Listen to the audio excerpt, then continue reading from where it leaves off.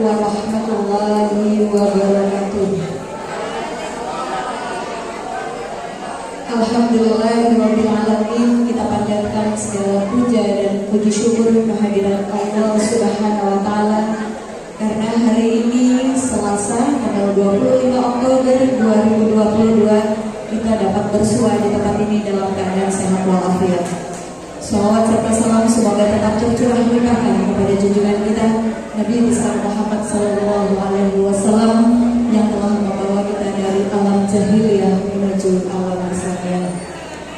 Alhamdulillah, hari ini saya bertugas sebagai moderator, kemudian didampingi Ketua MGMP SMA Bahasa Indonesia sebagai notulen. Jadi nanti mungkin ada dialog setelah beberapa atau seminar yang akan langsung dipaparkan oleh yang terhormat Pak D. Zawawi Imron. Sebelumnya saya akan membacakan kurikulum vitae dari beliau.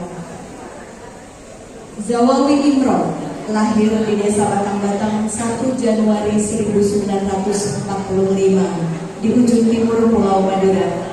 Beliau mulai terkenal dalam percaturan sastra Indonesia sejak temu penyair 10 kota di Taman Ismail Marzuki, Jakarta pada 1982.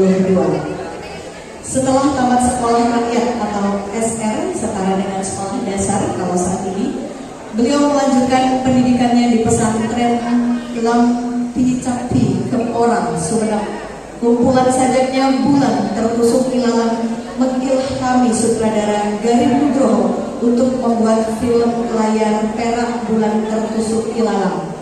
Kumpulan sajaknya Nenek Moyangku Air Mata terpilih sebagai buku puisi terbaik dengan mendapat hadiah Yayasan Buku Utama pada tahun 1985.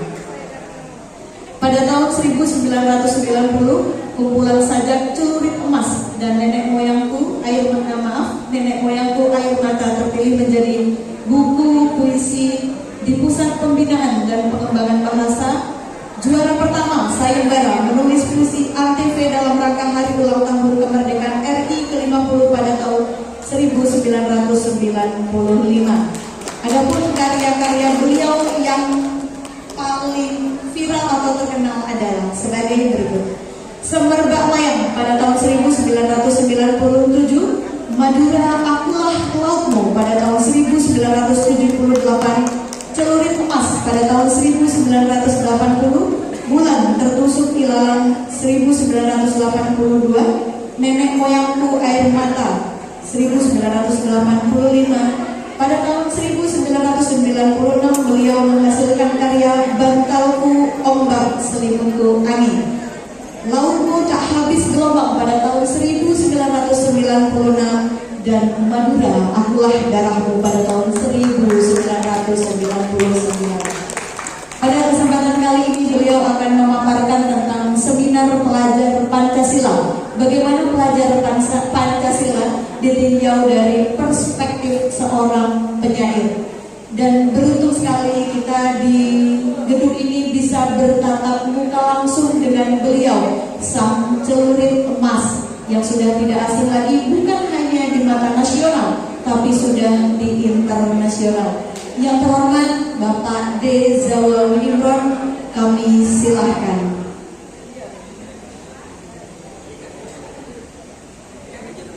Assalamualaikum warahmatullahi wabarakatuh. Bismillah, alhamdulillah, wassalatu wassalamu ala rasulillah wa ala alihi wa sahbihi wa mawala, amma ba'd. Bapak Kepala Cabang Dinas Pendidikan Provinsi Wilayah Kabupaten Sumeneb, bapak-bapak kepala sekolah, bapak-bapak guru, dan tentunya adik-adik siswa-siswi. Untuk siswa-siswi yang lebih akrab dengan saya mau tanya dulu, adik-adik siswa-siswi SMA, SMP, saya mau tanya kepadamu, tahukah kamu bedanya Garuda dengan kamu tahu? selalu? Kalau Garuda cukup di dadaku, tapi kamu yang dalam hatiku.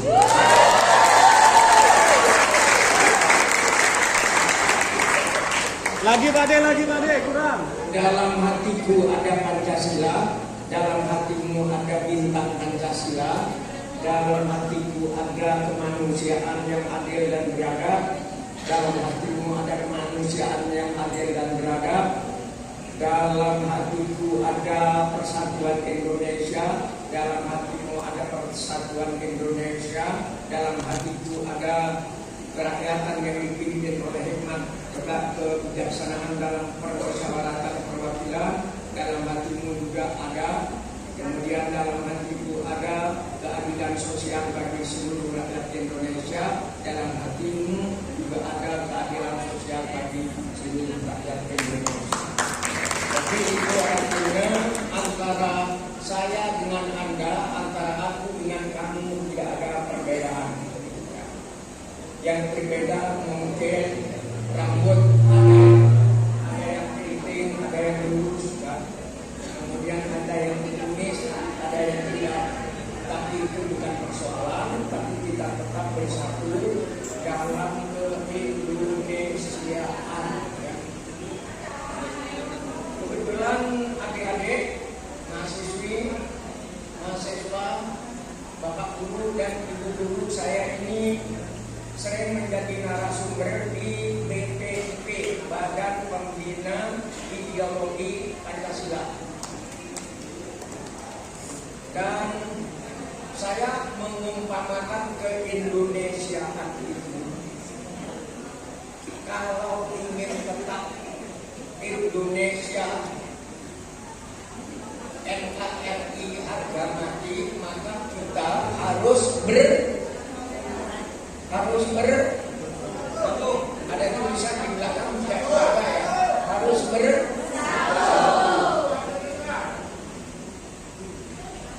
tahu Anda tentang setangkai lidi lentekan dari kedua. Kalau lidi satu dipatahkan bisa atau tidak? Bisa. Tapi kalau dihimpun ada 500 lidi mau dipatahkan bisa atau tidak? Tidak bisa. Tapi untuk tidak bisa dibutuhkan harus ada simpai yang mempersatukan. Itu rakyat Indonesia tidak akan bercerai-berai kalau ada simpainya seperti satu lidi, dan simpai itu tidak lain adalah Pancasila. Mencari Pancasila di Madura gampang, karena itu jika ada orang Madura yang berotak.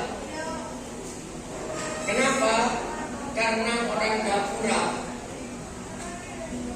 dari SMA Gapura itu ke selatan sekitar 4-5 kilo ada sebuah desa tempat garam dibuat, namanya Gresik. Orang Gapura pemanjat pohon siwalan itu punya lagu sangat bagus. Lagunya begini bunyinya. Cukup bulus lek macam berenang, melebel tingkah Gresik ote, rencet bagus tata keramana, monepak dengan jelam ate.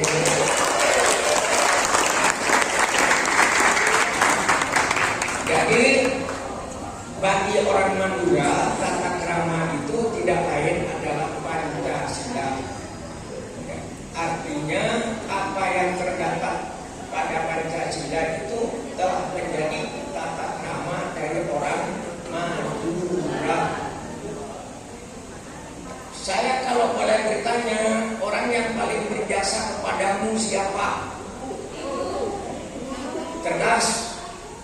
Karena pernah ada orang bertanya kepada Nabi Muhammad, wahai Nabi, siapa orang yang harus saya hormati?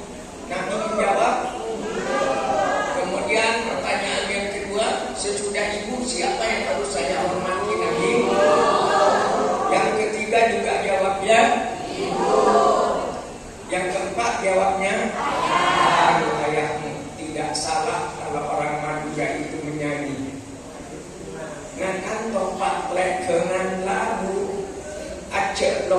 lamun cengtatan ke nyium tanang apa beneku keresaro oma suatu.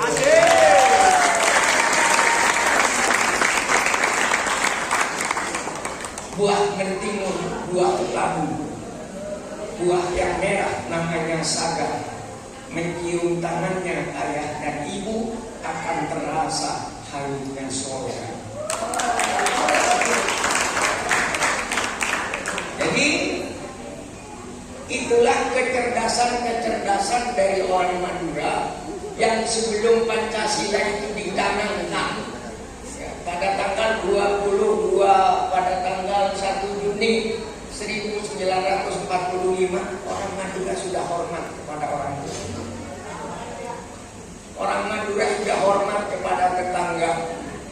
Orang Madura sudah rukun ya, sebelum Pancasila itu dicanangkan. Orang Madura itu sudah rukun.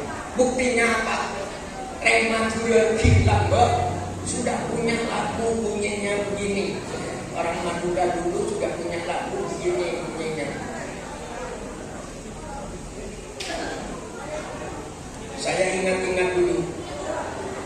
Namun magi lek tombu sokon tapi ngerep banyak kalana pong-pong odi mace parokon makle selamat pola tendana.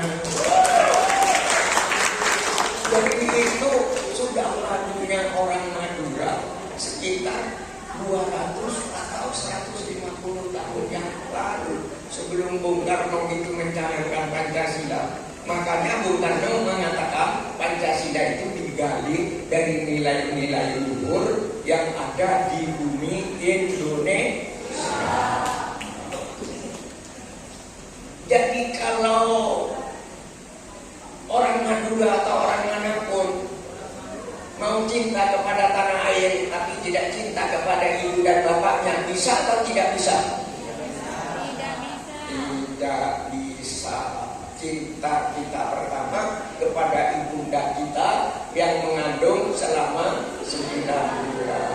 Makanya ada penyair mengatakan, ibu kalau aku merantau sedap kopiau susumu dan ronta kenakalanku, di hati ada mayang siwalan mengutikkan sari-sari kerinduan, karena hutangku padamu ibu tak kuasa bayar.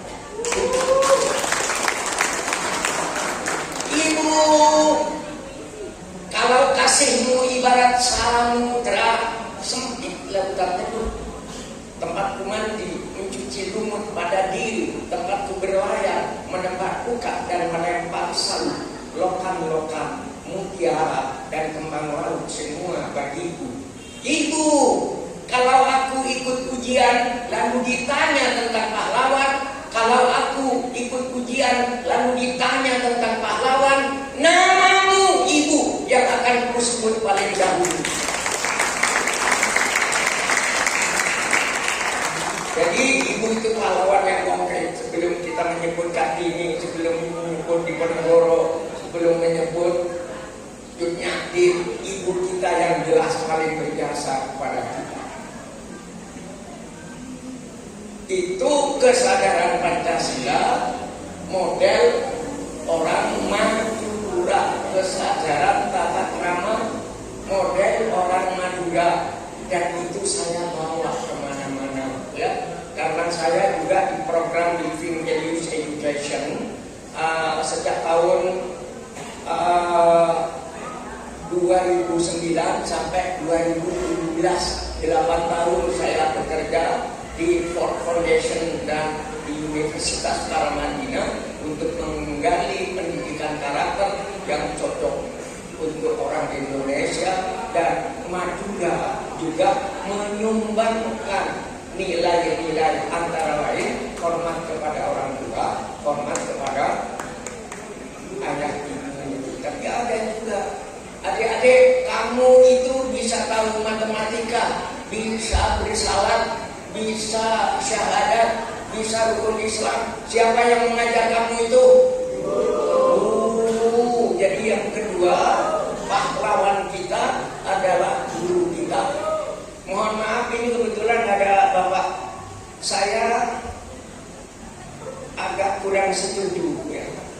dilaporkan ke pusat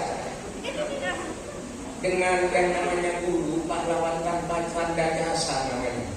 Tidak, guru adalah pahlawan yang harus diberi tanda jasa.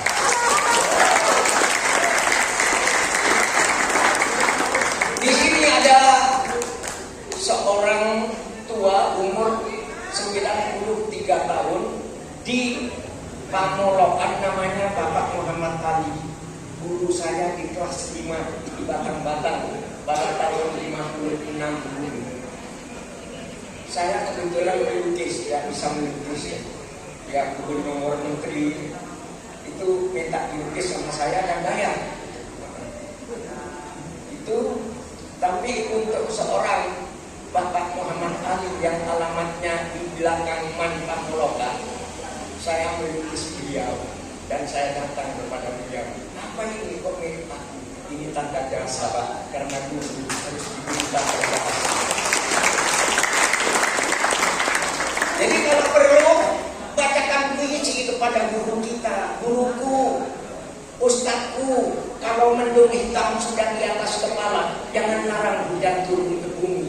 Kalau angin bertiup dengan kencangnya, jangan larang daun-daun kering berguguran. Kalau senyummu guruku selalu mekar laksana bunga melati dalam hatiku, jangan larang aku tetap setia, hormat dan rindu kepadamu. Jadi anak yang hormat kepada orang tua, hormat dan kepada guru, itulah anak yang akan mencintai Indonesia. Adik-adik, pada tahun 2021 Indonesia ini termasuk 6 negara terindah di dunia. Tapi pada tahun 2022 sudah bergeser, Indonesia menjadi negara terindah nomor 1 di dunia.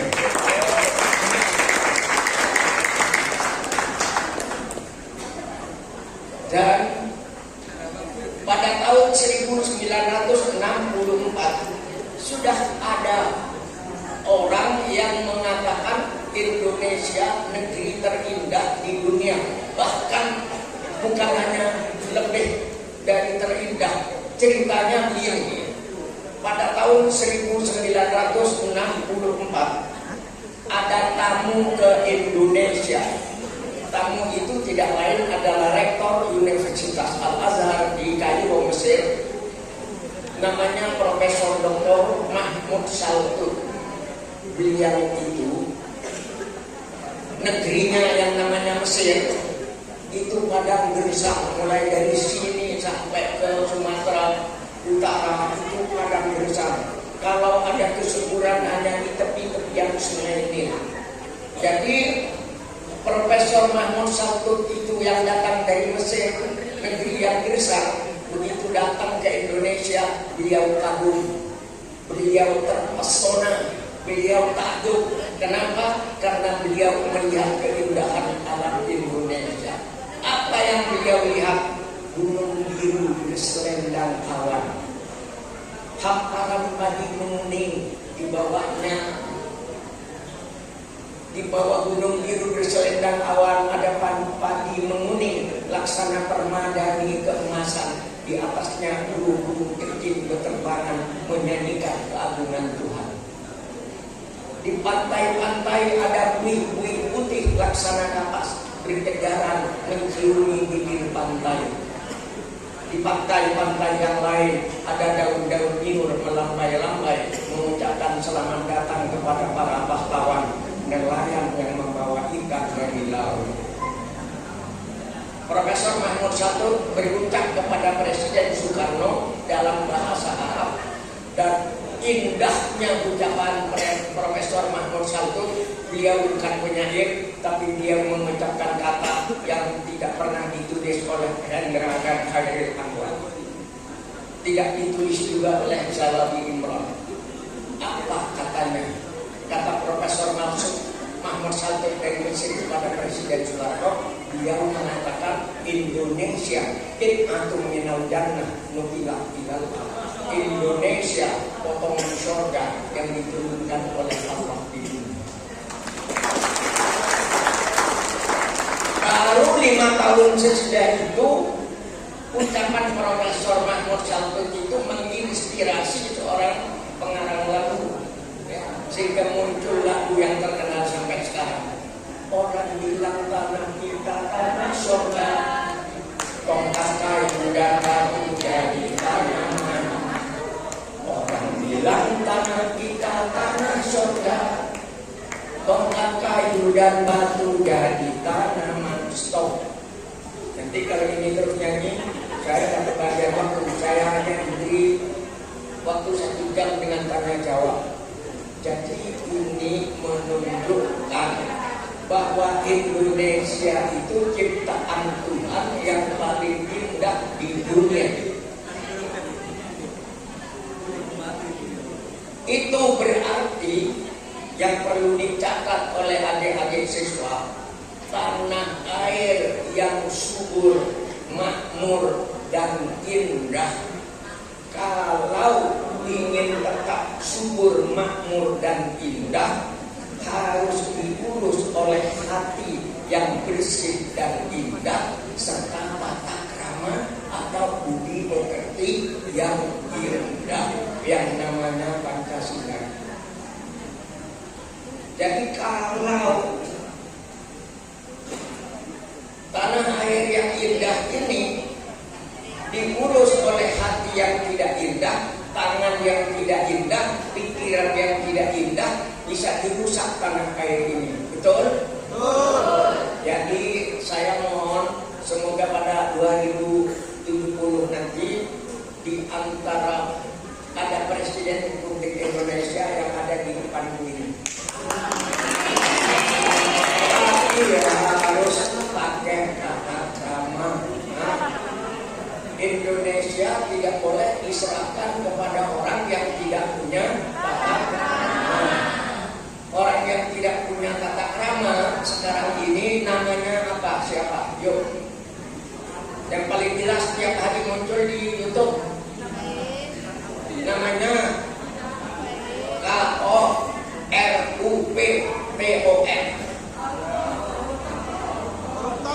Yang paling merusak Indonesia.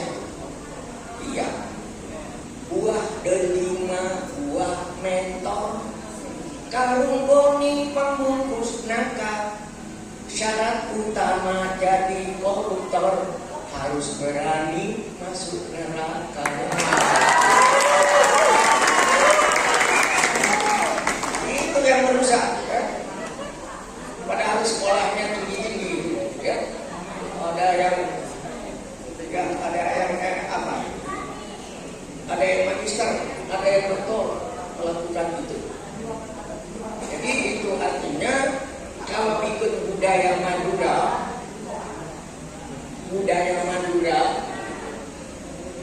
hatinya bersih, tata keramanya baik, tidak akan pernah mengganggu milik rakyat dan milik negara. Yang beruntung itu kadang-kadang orang kecil, para petani yang tidak pernah mencuri, para kuli-kuli pelabuhan tidak pernah mencuri, ya. Guru-guru yang mengajar di pedesaan tidak pernah mencuri. Makanya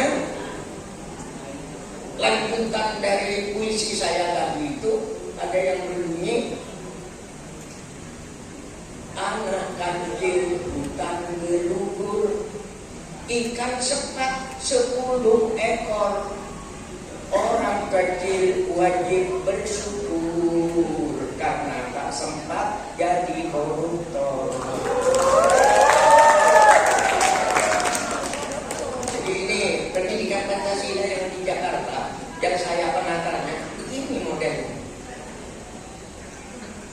Setuju atau tidak? Jadi itu artinya pendidikan Pancasila nanti adalah pendidikan tata krama. Tak lanya lada kao reng mon benah etobi sakit ajar nobien reng itu. Sebab kalau mencuri uang negara tak tahu kasar jenderal uang bisa ekor gol yang mau di YouTube itu.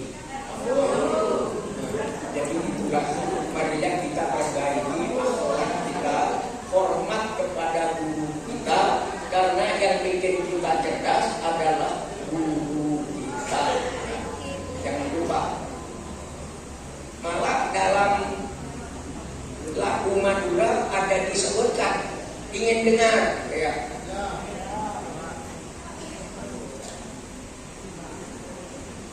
Minum jamu arena apa jendung angka masjid penceru. Lamun ilmu termanfaat, kudu hormat amul dieuki guru.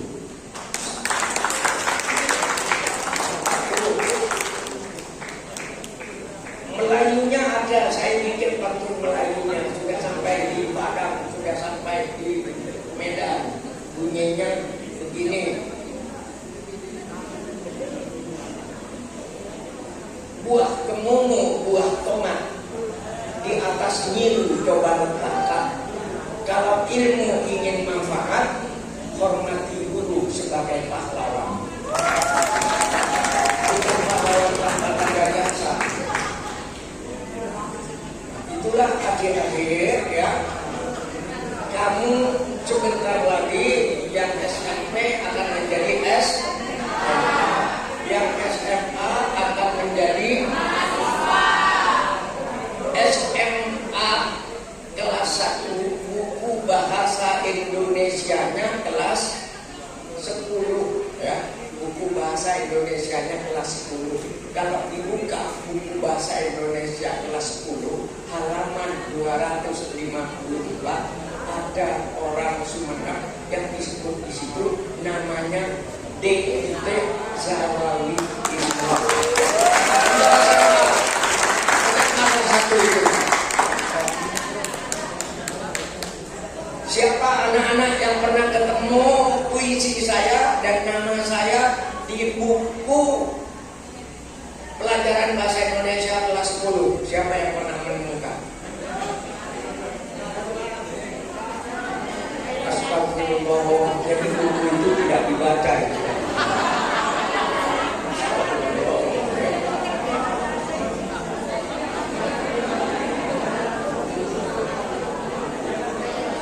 ya. Ya kan baru sekarang terpilih guru merdeka itu. Jadi ini saya baru baca astagfirullah ya. Berarti pelajaran bahasa Indonesia, buku pelajaran bahasa Indonesia itu ya jangan dibuka. Cuma lupa. Oke. Jadi kalau begitu kelas 10 kok. Jadi kalau begitu saya jangan terlalu panjang-panjang di sini. Sedih juga ya. Orang di Kalimantan bisa tahu nama saya. Orang di Sumenep sendiri ini ya. Jadi itu sama dengan semut di seberang lautan tampak, tapi gajah di lubuk mata tidak tampak. Makanya di MDMP ini sering-sering mengundang saya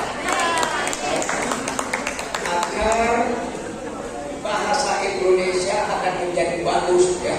Adik-adik, kalau bahasa Indonesia itu bagus, Pak, saya kebetulan berlatih di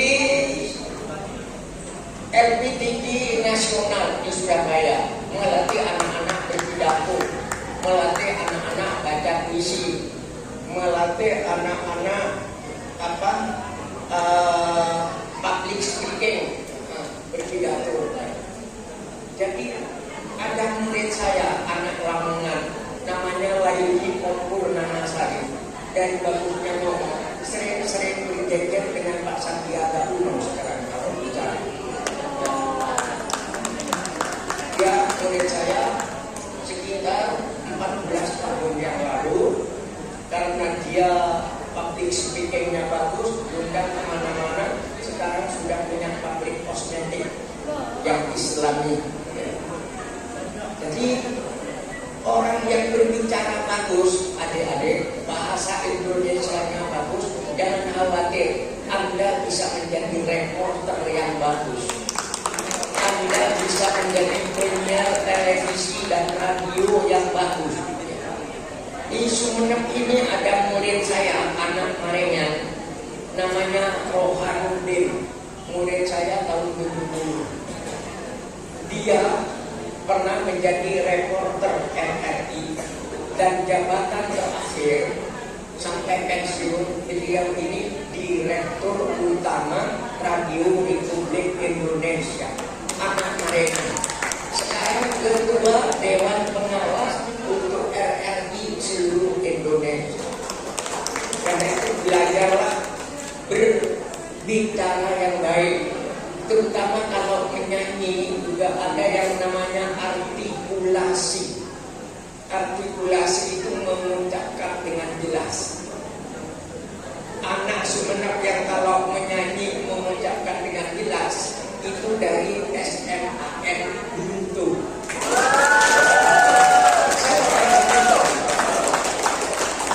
Jadi kalau SMA Buntu itu mengucapkan sungai, ya sungai, bukan sungai, bukan ya.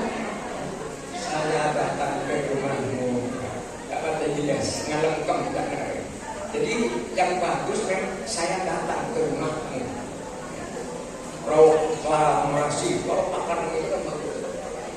Kami bangsa Indonesia dengan ini menyatakan kemerdekaan Indonesia. Hal-hal yang mengenai pemindahan kekuasaan dan lain-lain diselenggarakan dengan cara saksama dan dalam tempo yang sesingkat-singkat. Saya sering adik-adik kegiatan saya berbahasa Indonesia ini sering diundang ke Jakarta untuk menirukan pidatonya Pak Karno. Ya. Adik-adik coba buka di situ, punya YouTube ya.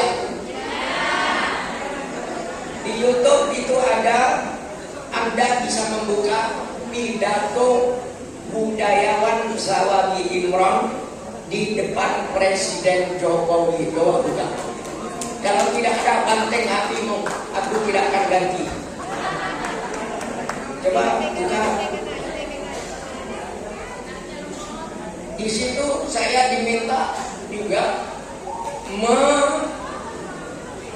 menirukan pidato dan suara Pak Karno. Ya. Di situ nanti dibuka. Kalau di sini saya menirukan suara Pak Karno agar kita makin cinta kepada Indonesia. Adik-adik mau atau tidak?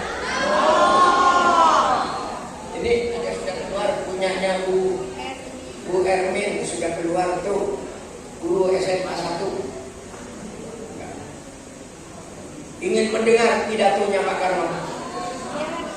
Pak Karno itu adik-adik kalau berpidato artikulasinya dan kemudian intonasinya naik turunnya indah sekali, tidak kalah dengan orang menyanyi. Ya. Mau dengar? Ya.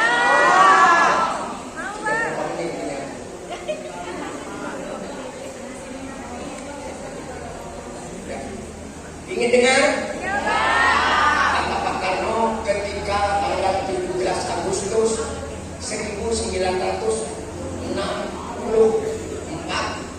judul pidatonya Tahun Vivere Tricoloso. Pak Karno mengatakan begini: saudara-saudara sebangsa setanah air, salah seorang penyair kita, Khairil Anwar namanya, mengatakan, aku mau hidup 1000 tahun lagi. Aku ingin hidup 1000 tahun. Soekarno juga ingin hidup 1000 tahun. Mana mungkin 100 tahun saja belum mungkin. Walaupun aku tidak mungkin hidup 100 tahun, tapi cita-cita kemerdekaan yang kutanamkan di hati bangsaku, di hati rakyatku, aku yakin akan hidup sampai 1000 tahun. Jadi semoga murid-muridku di depan ini nanti akan punya suara yang menggelegar, ya. Karena kalau sering diundang ke sana, adik-adik kamu juga akan dapat duit juga, ya, dan duit.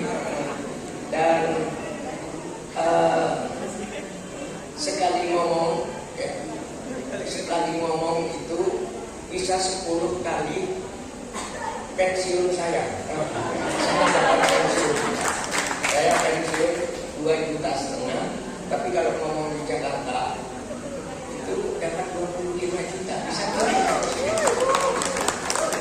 tapi NDMP karena guru-guru kecil ya tidak membayar pun tidak apa-apa.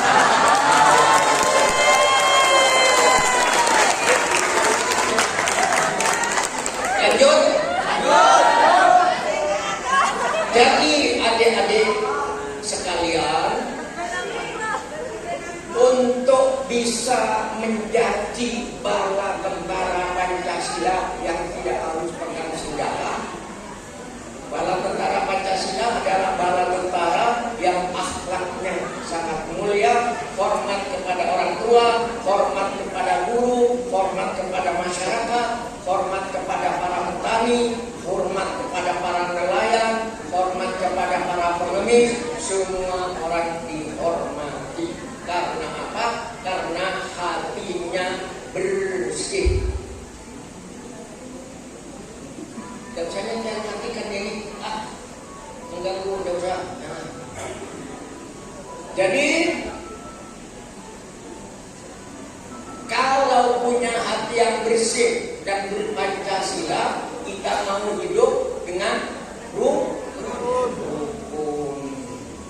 Jadi dalam budaya Madura sudah disebutkan, namun maki tombu sokon tapi kerap benyakalanan kon odi mayu parokon makle selamat pola tengkana desa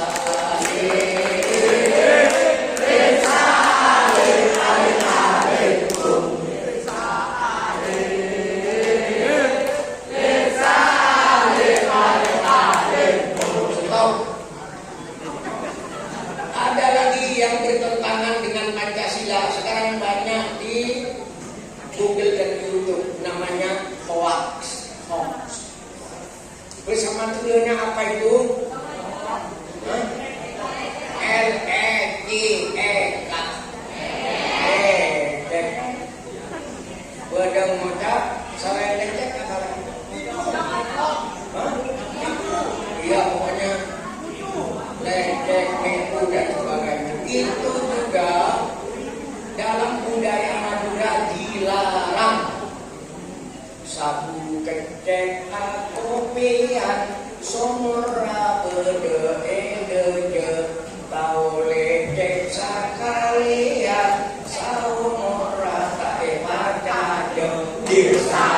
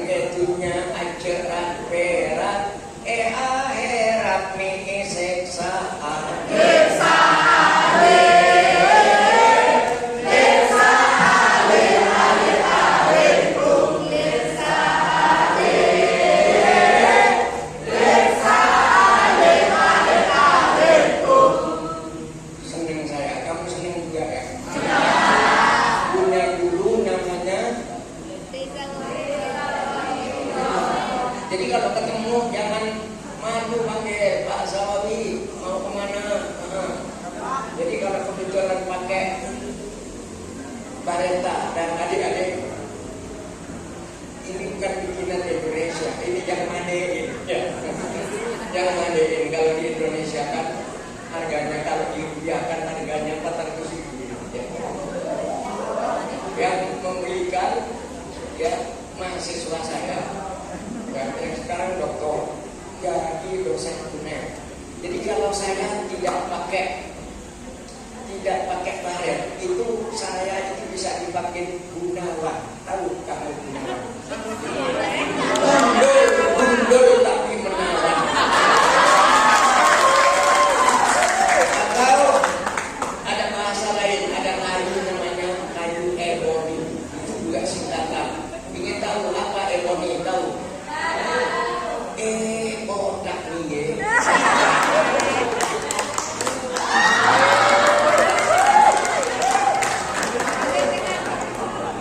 Jadi anak-anak, modal saya kemana-mana hanya selalu hormat kepada orang lain. Jadi jadilah kamu dengan hati yang bersih, selalu hormat kepada orang lain dan tetap cinta kepada ibunya. Adik-adik, saya mau laporan. Saya pernah jadi juara menulis puisi nasional. Itu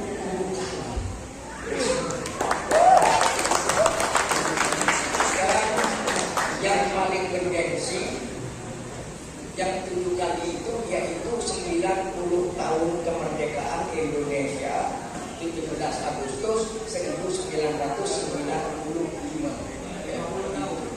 50 tahun kemerdekaan RI.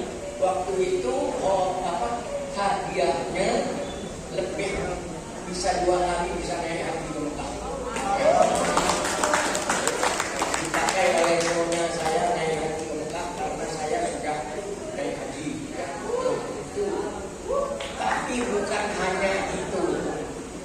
Tahun 2010 kemarin 12 tahun yang lalu saya juara pertama penulisan buku sastra Majelis Sastra Asia Tenggara.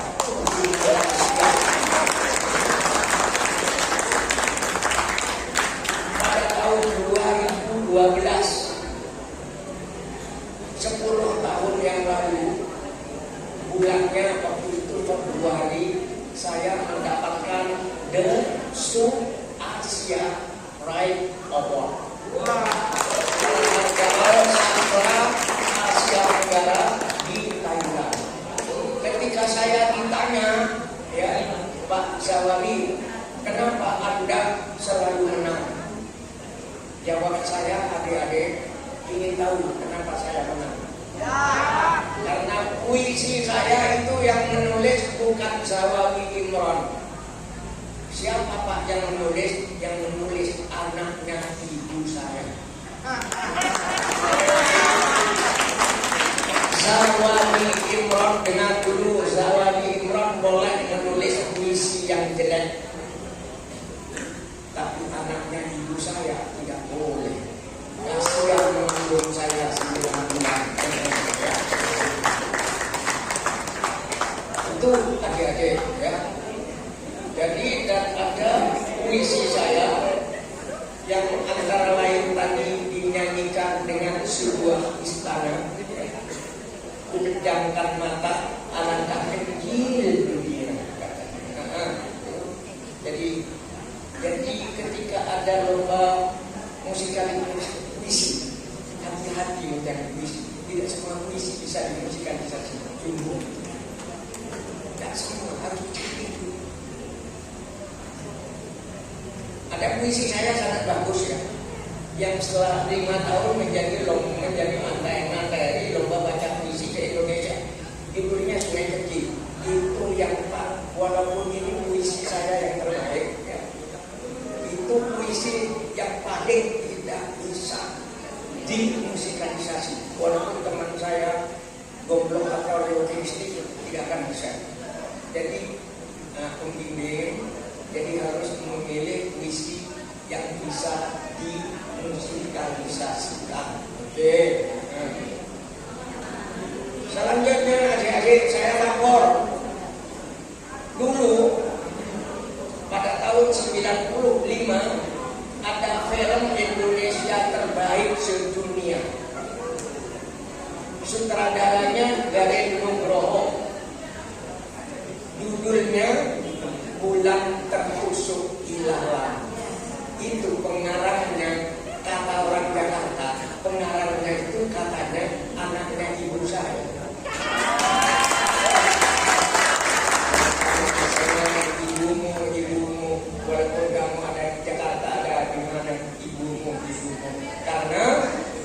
mencium tangan ayah dan ibu akan terasa halusnya sorga. Sudah berapa menit? Tapi akhirnya pohon durian dibuah kedondong sekian dulu dong.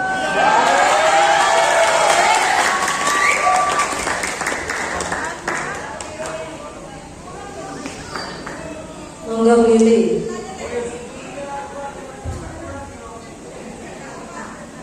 Sepertinya masih belum puas ya. Belum ya? Iya. Sepertinya baru beberapa menit, ternyata tiba-tiba berlalu sudah 1 jam saja. Tapi dengan kemurahan hati beliau dibuka boleh dialog ya. 1 sampai 2 orang penanya saja. 1 dari unsur siswa, 1 lagi dari unsur guru, boleh. Masih ada beberapa waktu. Boleh berdialog tentang apa yang sudah disampaikan beliau, atau boleh juga meminta tips-tips sukses dari beliau mungkin. Silakan, disilahkan kepada para ananda dan 1 orang perwakilan dari guru, disilahkan. Selain Pak Udin deh, Pak Udin pilihan terakhir. Ada yang lain? Dari siswa dulu, dari siswa. Ayo. Iya, ada dari SMA Beluto, disilahkan. Iya, langsung naik Pak. Baik, assalamualaikum. Langsung saja pertanyaan saya kepada yang terhormat Bapak Reza Wimron. Bagaimana sih cara mendapat tips inspirasi membuat puisi?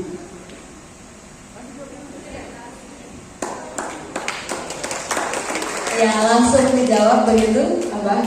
Jadi dari SMA 1 Pluto menanyakan bagaimana tips-tips membuat puisi. Karena puisi Abah ini, maaf Bapak Reza Wimron sudah terkenal begitu ya. Kemudian juga bahasanya puitis. Ya, silakan. Jadi begini, ini masih terdengar ya? Masih. Kurang jelas ah. Nah. Jadi kalau saya jatuh cinta, saya tidak mengatakan I love you. Saya tidak mengatakan anakku hidup, ya. Saya tidak mengatakan aku cinta kamu, sudah biasa dan membangga.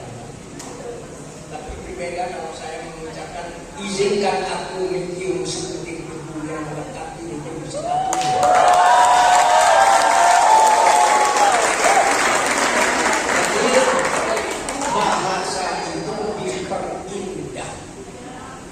Bahasanya diperindah sehingga bahasa itu kedengaran lebih dahsyat dari musik, ya, lebih dahsyat dari musik, dan yang mendengarnya bisa kelempak-kelempak, yang mendengarnya. Jadi menulis puisi itu perlu merenung dulu, ya. Cari bahasa yang indah. Jadi ketika kita mau menulis seorang nelayan yang berlayar di laut, ya, pergi ke laut dan istrinya melihat di daratan, tambah lama perahunya tambah tidak kelihatan. Mungkin bisa ditulis begini bunyinya: kepergian nelayan itu, kepergiannya setiap kali selalu meninggalkan, kepergiannya setiap kali selalu meninggalkan berdebu di laut dada istrinya, seperti dia tidak akan kembali. Walaupun kembali pasti berangkat ke laut lagi, ya. Kepergian seorang nelayan itu, kepergiannya setiap kali meninggalkan debu gelombang di laut dada istrinya. seperti dia takkan kembali. Kalaupun kembali pasti berangkat berlanjutan. Jadi dicari bahasa yang indah. Saya punya sholawat adik-adik ya, pakai bahasa Indonesia dengan gaya lama, tapi itu dinyanyikan di Jakarta, di grup Jakarta. Yang lagunya gini sederhana ya.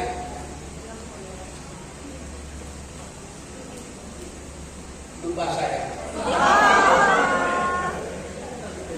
Kalau cinta kepada Nabi, baca sholawat kepada Nabi.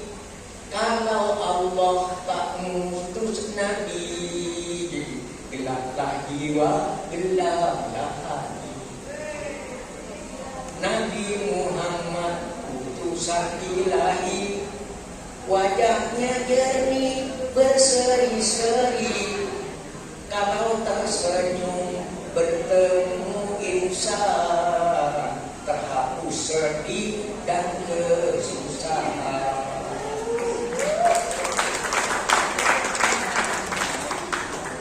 Yang terakhir, ya Allah ilahi Rabbi, kami mohon sepenuh hati di alam akhirat nanti, izinkan kami bertemu Nabi.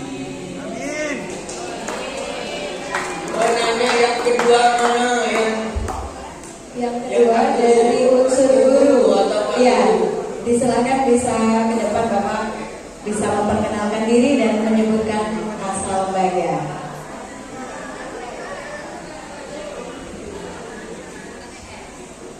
Silakan. Bismillahirrahmanirrahim. Assalamualaikum warahmatullahi wabarakatuh. Perkenalkan, nama saya Sahrul Hidayat dari SMKN 1 Sumatera.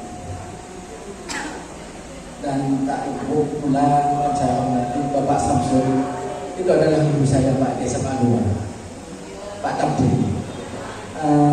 Langsung saja saya ingin bertanya kepada Pak Desa Imron. Terlebih dahulu saya memberikan gambaran sedikit tentang Pak Zahirul Imron. Pak Zahirul Imron itu menurut saya itu adalah umurnya sudah tua, tapi intelektualnya luar biasa. Saya sama sekali Pak Zahirul Imron. Pertanyaannya saya hampir sama dengan siswa saya. Tip apa yang dilakukan oleh Pak Zahirul Imron sehingga walaupun umurnya sudah tua menurut saya, tapi secara intelektualitasnya luar biasa. Apakah ada titik tersebut?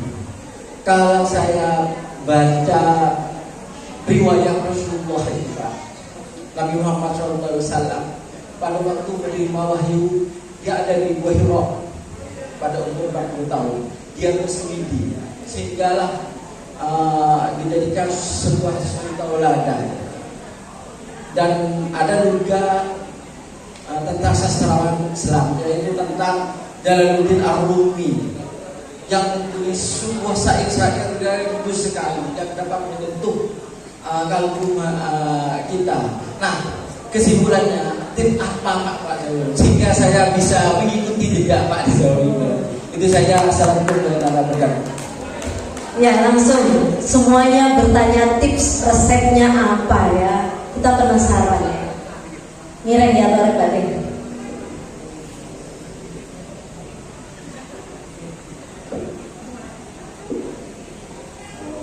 Sebentar saya cari dulu.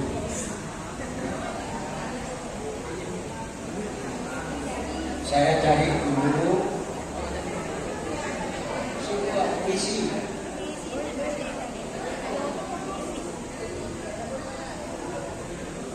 Itulah kenapa saya tidak memilih tinggal di Jakarta. Ya. Jadi ke Jakarta hanya untuk mengajar budak. Ya. Jelek-jelek saya ini masih mengajar juga. Mata SD mengajar juga. Walaupun kuliah umum. Ya. Hari Minggu yang akan datang saya memberikan kuliah di depan mahasiswa seluruh Indonesia yang berkumpul di Universitas Trunojoyo Madura. Ini maunya hari Sabtu, tapi saya masih di Banyuwangi, maka terpaksa hari Minggu mau mereka hari Minggu. Jadi begini.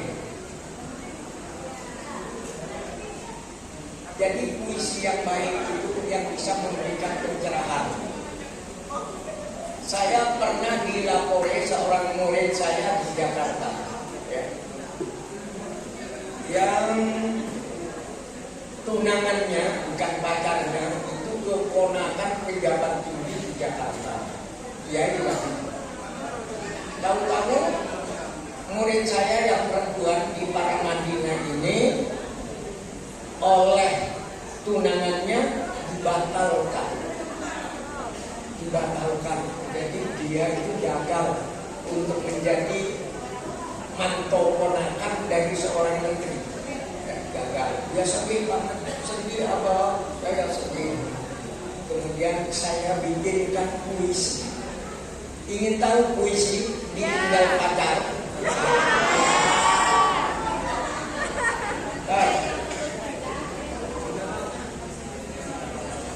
Puisi dikhianati pacar.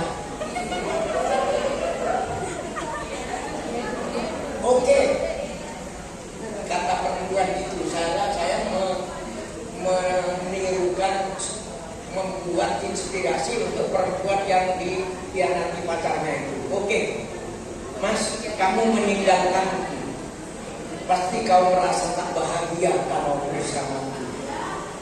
Aku bersedih karena terkejut, tapi aku takkan mempertuhankan kesedihan.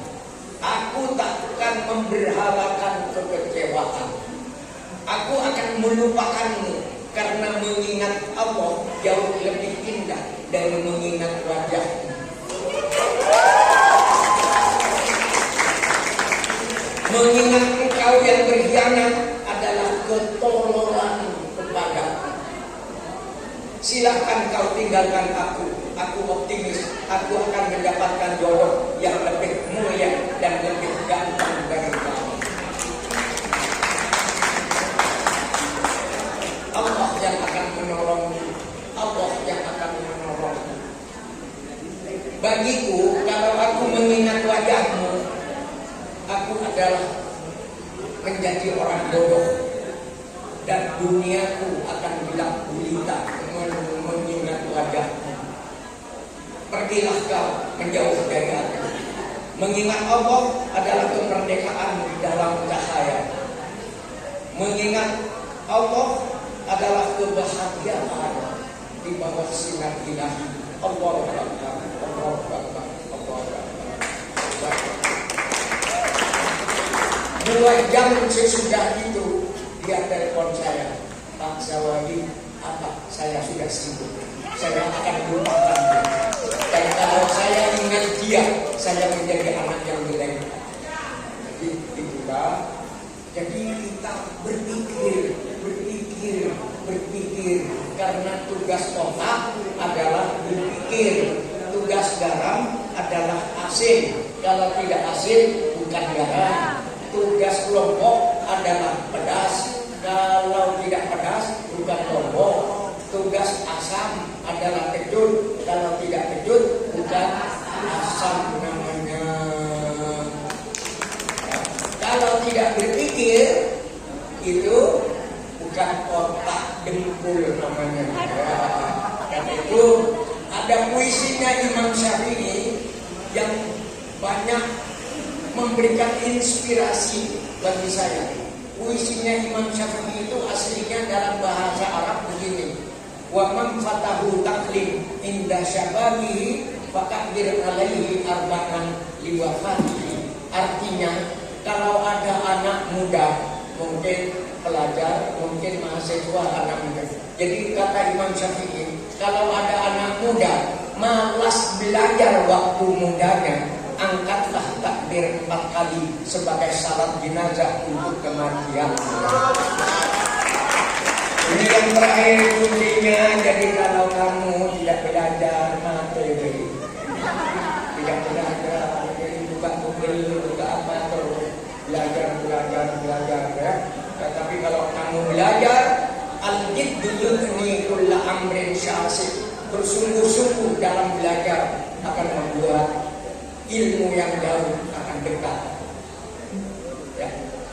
Wal jiddu yaftahu kulla babin mughlaq. Bersungguh-sungguh dengan ketabahan belajar dan belajar akan membuat pintu ilmu yang tergembok rapat pun bisa didobrak dan terbuka.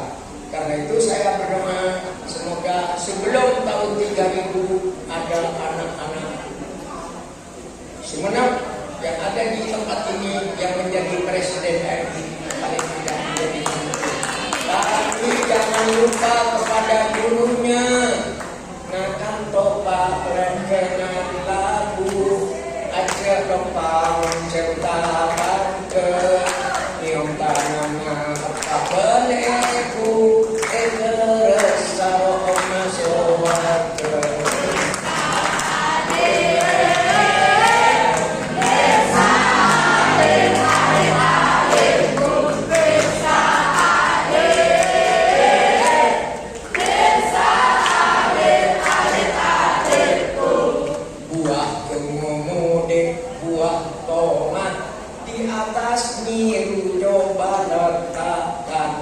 kalau ilmu ingin manfaat, hormati guru sebagai pahlawan.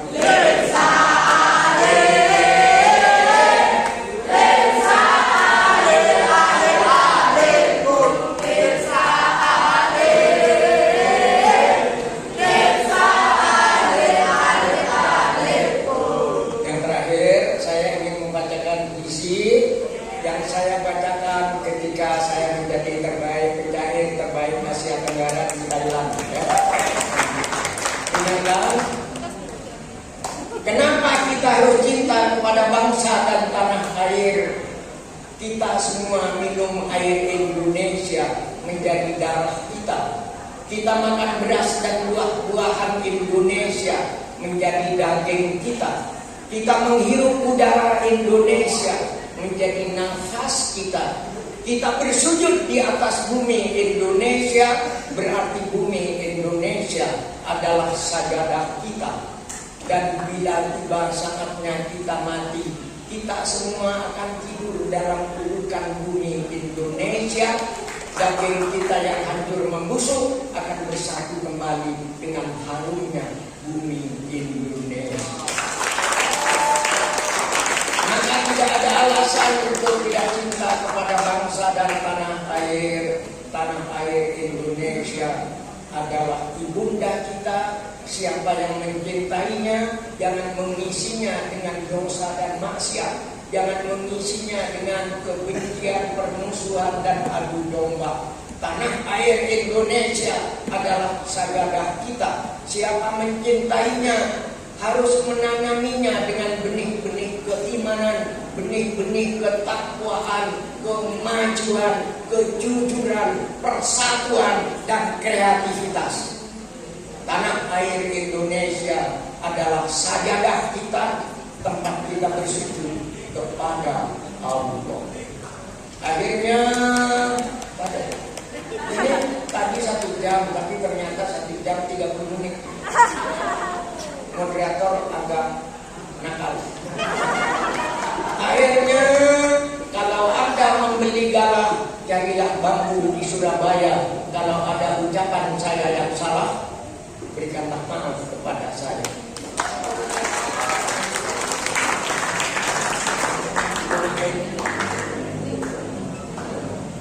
Namanya gedungnya Gedung Ki Hajar Dewantara.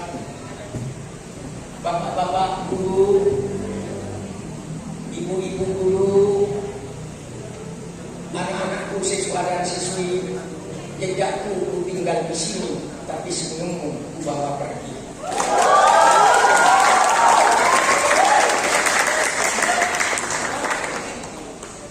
Kalau Anda membeli galah, carilah bambu di Surabaya. Kalau ada ucapan saya yang salah, berikanlah maaf kepada saya. Wassalamualaikum warahmatullahi wabarakatuh. Terima kasih kami sampaikan kepada Bapak Jizawawi Imron, sang celurit emas dari Pulau Madura. Mudah-mudahan apa yang disampaikan oleh beliau memberikan inspirasi yang luar biasa kepada kita, baik guru maupun siswa. Dan seperti yang beliau harapkan, semoga sebelum tahun 3000 anak-anak di depan kita semua akan menjadi pemimpin yang amanah. Terima kasih, mohon maaf atas segala kekurangan. Saya selaku moderator, wassalamualaikum warahmatullahi wabarakatuh. Saya kembalikan kepada pemandu acara.